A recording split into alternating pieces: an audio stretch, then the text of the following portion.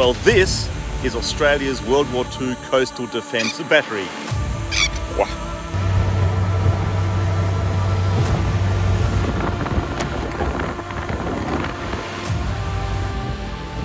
Even the Germans laid mines in Australian waters.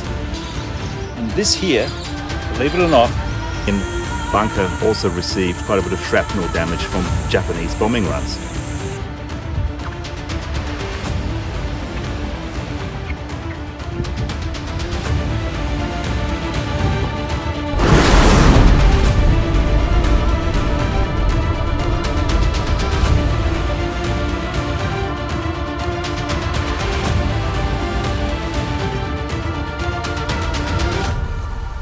Well, today I'm at the Great Barrier Reef, the Whitsundays to be exact.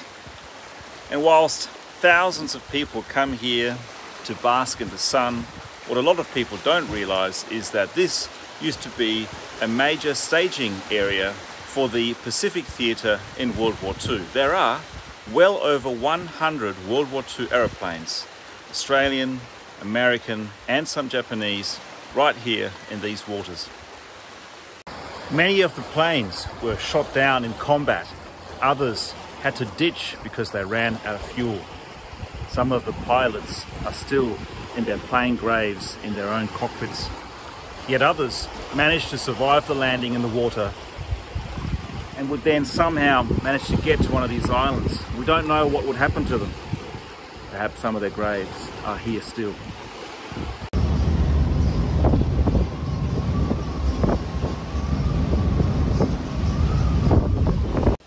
The Japanese soldier was a very toughened and loyal combatant. And climbing these hills and ridges, one can see how exhausting it would have been for those who would have survived. It's very tough conditions here.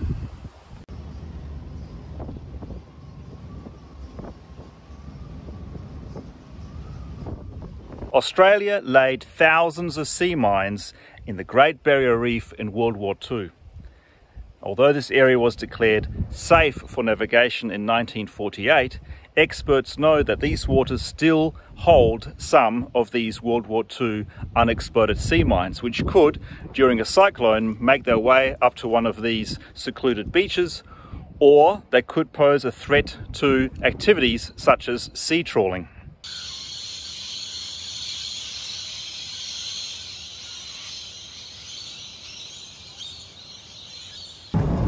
Over 27,000 Australians lost their lives in World War II, and of that, 65% was in the Pacific Theatre of War.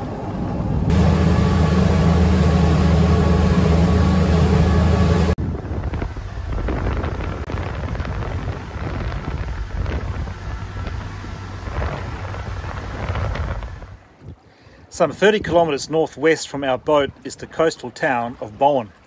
And Bowen played a vital role in Australia's World War II efforts by providing a base for the Catalina flying boats of the Royal Australian Air Force. Now, the Catalina flying boat was a fixed-wing seaplane which could land on water. It had a varied role, including for the use in search and rescue, anti-submarine operations, bombing and surveying.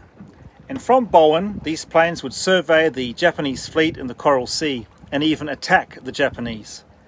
And when we think of these seaplanes, we may think of recreational vessels, but these were fighting machines, usually fitted with 7.62mm machine guns, 2 in the nose, 1 in the ventral hatch in the tail, 2 12.7mm machine guns, 1 in each waist blister, 1,814 kilogram bombs or even depth charges. Some were fitted with torpedo racks. One of the many distinguishing features of these seaplanes was that the outrigger floats could retract back up to the tips of the wings for improved flight characteristics. Even the Germans laid mines in Australian waters off New South Wales and Tasmania. German U-boat 862, commanded by Korvettenkapitän Heinrich Timm, sank Allied ships from Western Australia to as far south as Tasmania. Well, I've just arrived at the Hilton Hotel in Darwin. I've booked a room with a view, and yep, I've certainly got that. It's going to be very interesting because apparently right out the front here are the remnants and the ruins and relics of a abandoned World War II Catalina flying boat base.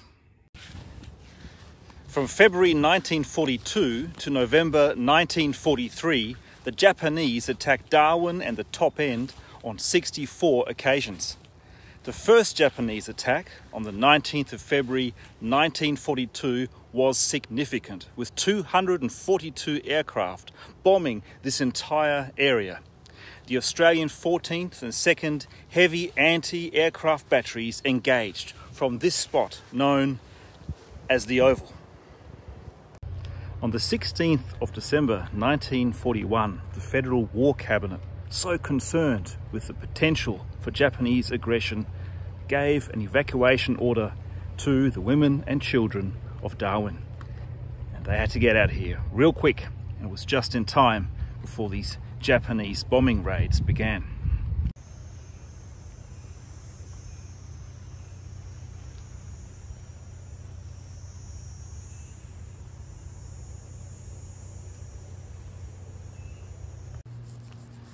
This is Port Darwin, and there were 64 ships in Port Darwin when the first air raid began. Within half an hour, 6 major ships were sunk. 158 men and 1 woman were killed. The ships on which loss of life occurred included MV Neptune, 36 dead, USS Peary, 88 deaths, USS William B. Preston, 10 deaths, and HMAS Swan, 3 deaths, and many others. Now, to this day, as unbelievable as this sounds, along this entire area here in Darwin, you can still find shrapnel from the bombing. And you don't usually associate Australia with World War II shrapnel, do you? Now, as it happens, tomorrow I'm giving a presentation here at Parliament House in the Parliamentary Library on my PhD thesis, Freemasonry and Colonialism in South Australia and the Northern Territory. Yet that's tomorrow.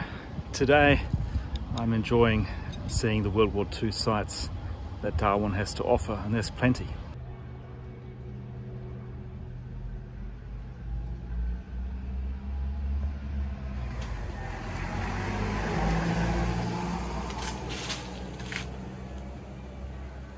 I've talked about the Catalina flying boats operating in the Whitsundays. Well, I'm at a very special spot here in Darwin, Doctor's Gully. And then in this very unassuming path, there's no signs here, it's just a pathway adjacent to a much larger complex. Down here, believe it or not, was a Catalina flying boat base run by the Royal Australian Air Force. And we should be able to see some relics down here, small bits and pieces from World War II. And you can see from the facial expressions, it's very hot and humid here in Darwin. Some 38 degrees. I don't know what the humidity is. Right, and here we are. This very unassuming spot was of great significance in aerial warfare in the defence of Australia. Not far from here there was a small house manned by a crew of workboats, and the RAF workboat men would go up and down a ramp with their boats and then bring pilots and soldiers onto the aircraft and bring them back, sometimes wounded. And they would also go out to the Catalina aircraft from here to repair them after some pretty important flying missions.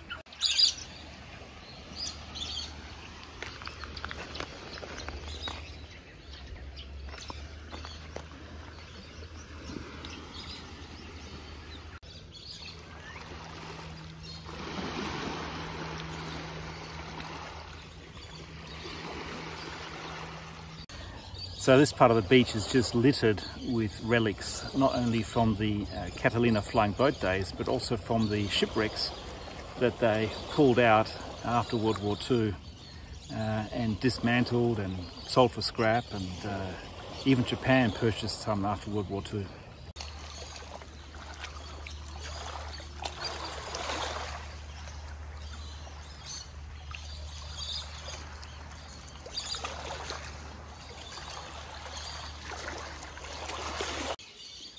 As part of Darwin's defence efforts, an anti-submarine and surface ship defence net was constructed. It was 5.6 kilometres long with 2 gates. It ran from East Point to Mandurah. And this here, believe it or not, is a buoy, a relic, one of many that were built to support the boom defence net system.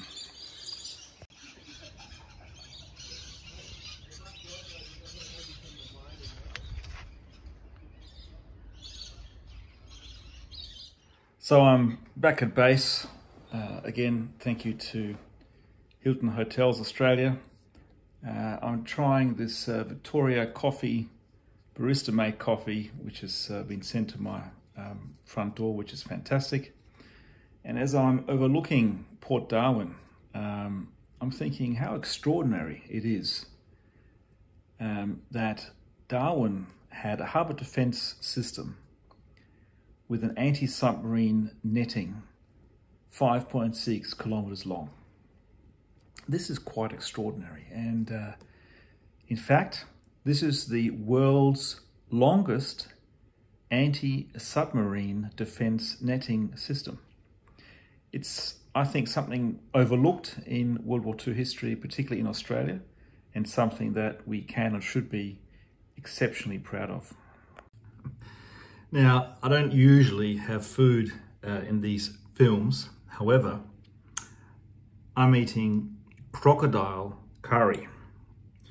And if anyone's wondering if this is something that Australians eat a lot, well, the top end, they do.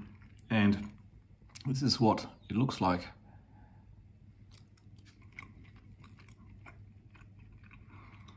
It's a very similar consistency to chicken.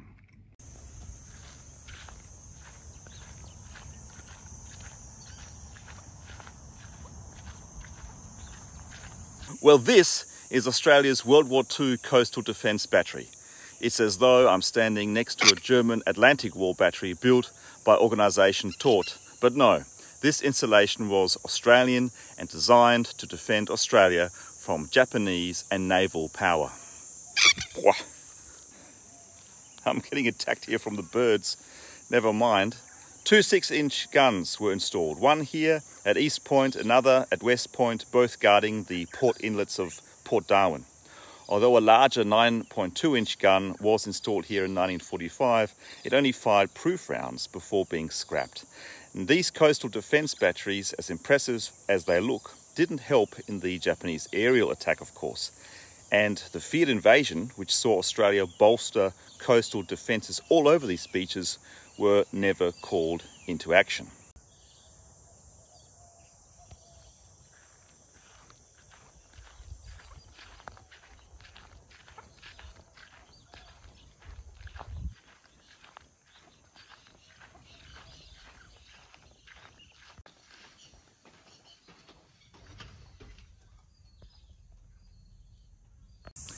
And just like we've seen in the Atlantic Wall defence system in Germany, here the Australian bunker also received quite a bit of shrapnel damage from Japanese bombing runs.